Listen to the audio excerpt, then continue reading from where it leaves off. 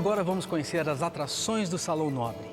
Aqui temos a tela Independência ou Morte de Pedro Américo, uma das mais reproduzidas em livros para ilustrar o momento da Declaração da Independência do Brasil.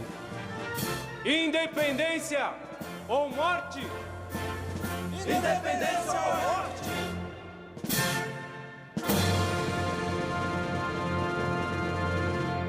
Durante muito tempo, o quadro de Pedro Américo foi a única obra exposta no memorial. Ela nos oferece uma visão desse momento histórico. Mas será essa visão a única?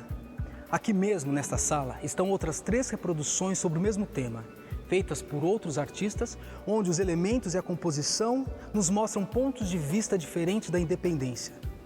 Os camponeses, por exemplo, que na tela de Américo estão assistindo a cena de longe, em outras aparecem integrados à multidão, participando do movimento. Isso nos remete ao que eu disse no início do programa. O que vemos aqui são apenas algumas das múltiplas visões da nossa história. Temos aqui também várias pinturas que retratam personalidades importantes que apoiaram a independência. Outras mostram cenas históricas, como esta em que políticos brasileiros na corte de Lisboa comunicam que Dom Pedro vai ficar no Brasil. Ou esta que mostra a fragata União, que veio para buscar Dom Pedro quando ele decidiu ficar. Também temos objetos interessantes como sabres, capacetes, relógios, moedas e até mechas de cabelo das imperatrizes Leopoldina, Amélia, Teresa Cristina e também da princesa Isabel. Vale a pena prestar atenção nos detalhes. Do saguão ao Salão Nobre, você conheceu o eixo principal do Museu Paulista. Mas tem muito mais para se ver por aqui.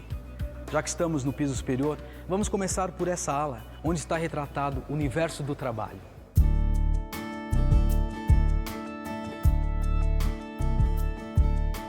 No século XIX, a província e o estado de São Paulo enriqueceram muito com o chamado ciclo do café. Muitas das transformações vividas na virada para o século XX estão ligadas à produção e ao comércio desse produto, entre elas a expansão das ferrovias e o desenvolvimento econômico. Com a abolição, a mão de obra escrava foi substituída pela força de trabalho dos imigrantes. Houve também uma importante transformação dos meios de produção, pois os grãos de café eram processados por máquinas cada vez mais sofisticadas. O comércio foi uma atividade que cresceu muito na virada do século XIX para o XX e teve um papel fundamental nas mudanças urbanas de São Paulo. Com a quantidade e variedade de objetos comercializados, havia também grande circulação de dinheiro. Aqui você pode ver fotos, propagandas, exemplares do dinheiro da época e dos produtos comercializados. Um dos destaques é essa caixa registradora National e seu anúncio que avisava: preços ao alcance de todos. Essa sala guarda uma coleção de armas brancas e de fogo, utilizadas no trabalho militar ou por particulares. Nessa época, a qualidade das armas indicava o gosto refinado e a posição social do seu possuidor. Há revólveres, carabinas e fuzis ingleses, belgas, austríacos e de outras partes do mundo. Uma das peças mais antigas é a espada curva de 1840 com a respectiva bainha e com a inscrição P2, indicando que era da guarda de Pedro II. Ela pertenceu ao tenente-coronel Cândido de Albuquerque. O público do museu, em geral, chega na faixa de 400 mil visitantes por ano. E é um público muito diversificado, que vai desde o especialista, né, o historiador que vem buscar informações e pesquisa aqui, passando por alunos de graduação, alunos de pós-graduação, professores e a multidão de escolares de ensino fundamental e médio, e um público absolutamente díspare, espontâneo, né, que enche o museu de vida em todos os dias da semana, mas também nos finais de semana, e que é um público que vem buscar a história que aprendeu na escola há muitos anos atrás, ou que procura, de alguma forma, uma identidade. A gente toma um cuidado de tentar conhecer esse público, conhecer o perfil desse público, quais são as necessidades dele e ver, né, tudo aquilo que o museu propõe, tudo aquilo que está exposto, seus temas, como desenvolver uma atividade, uma ação que faça com que aquela área da exposição, aquele tema, seja bastante interessante para quem visita, né, e, ao mesmo tempo, dê oportunidade para essa pessoa, seja qual a faixa etária que ela tiver, né, que idade ela tiver, experimentar, pensar sobre o acervo. E até também, né, a nossa pretensão é fazer com que ele sinta esse desejo de conhecer outras áreas do museu e se aprofundar nessas outras áreas. Continuando o nosso trajeto, passamos pela Sala dos Móveis, onde podemos ver de perto interessantes peças de mobiliário dos séculos 17, 18 e 19, além de instrumentos de marcenaria e carpintaria. Esta é uma sala de visitas do século 19, um dos lugares mais refinados da casa, onde se procurava mostrar aos visitantes apenas as coisas mais bonitas. Mas para saber mais sobre isso, vale a pena darmos um pulinho nessa outra ala aqui do piso superior do museu, onde o tema é Cotidiano e Sociedade.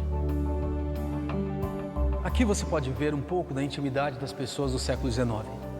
Essas roupas de baixo são bem diferentes, você não acha? Entre as peças temos as famosas ceroulas masculinas e a calça de senhora, com barra abaixo do joelho e cheia de babados. Olha só a diferença entre os toucadores de homem e de mulher. Enquanto o de homem exibe claramente a vaidade masculina, o das mulheres tem objetos que evidenciam suas obrigações de dona de casa, como o ferro de passar e a máquina de costura. O século XIX vive a formação de uma nova classe social, a burguesia. E há com isso uma grande transformação no ambiente das casas da população, também no Brasil. Nas salas de jantar e de visitas, os donos da casa procuravam exibir o que tinham de mais refinado e que pudesse comprovar o seu status. Móveis elegantes, cristais, louças com iniciais da família, toalhas de linho. E essa é a escarradeira, também chamada de cuspideira. Eram recipientes que se destinavam a parar o excesso de catarro produzido pelo organismo e também resultante do hábito de mascar fumo. Escarrar e cuspir era considerado um hábito não só necessário, como também muito elegante, sinal de esclarecimento e educação. Agora, nós vamos descer para conhecer alguns veículos muito modernos, para a época, claro.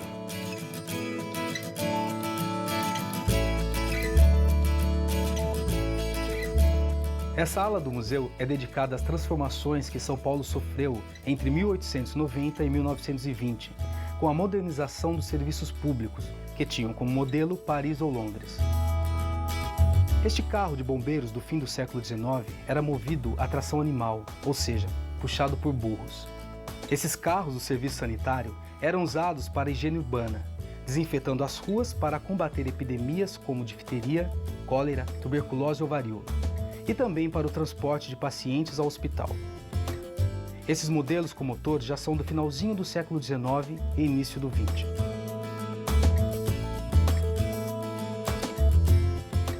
Essa outra ala do museu discute a função das imagens e suas leituras. Essa sala, por exemplo, nos propõe imaginar o início, ou seja, o descobrimento do Brasil pelos portugueses. São quadros pintados nos séculos XIX e XX, em que os artistas se basearam em documentos e relatos históricos para recriar cenas que ocorreram em 1500, como o desembarque de Cabral, pintado por Oscar Pereira da Silva, ou a fundação de São Vicente em 1532, pintada por Benedito Calixto.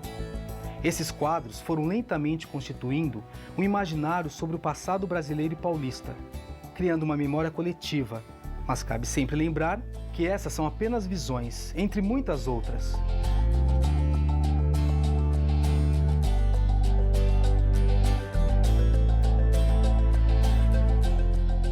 Nesta última sala, podemos comparar os resultados de quadros que foram encomendados a partir de fotografias e aos quais foram acrescentados detalhes para tornar o passado da cidade mais sofisticado ou disciplinado.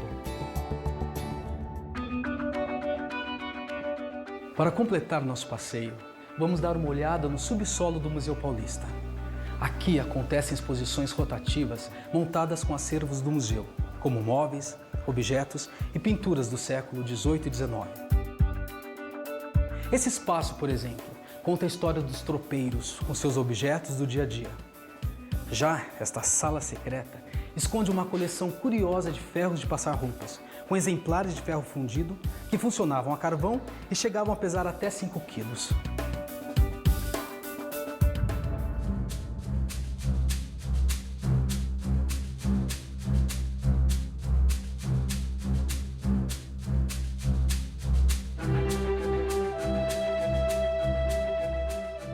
Estamos chegando ao fim da nossa visita. Depois de conhecer o museu por dentro, vale a pena dar uma caminhada pelo imenso e belo jardim em estilo francês, com repuxos e aleias. Se quiserem prolongar um pouco mais o seu passeio, há outros lugares históricos que ficam no parque, como um monumento construído para comemorar os 100 anos da independência.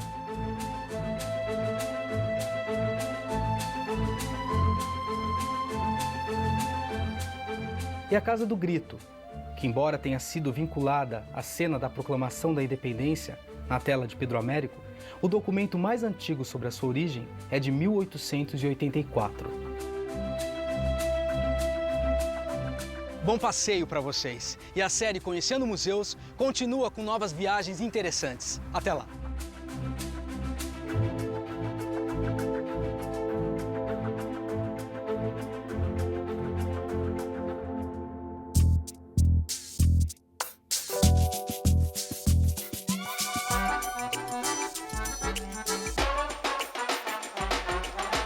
Dinossauro, avião, pororoca, timão. Histórias vou saber quem sou eu. Um jeito de aprender, conhecendo museus.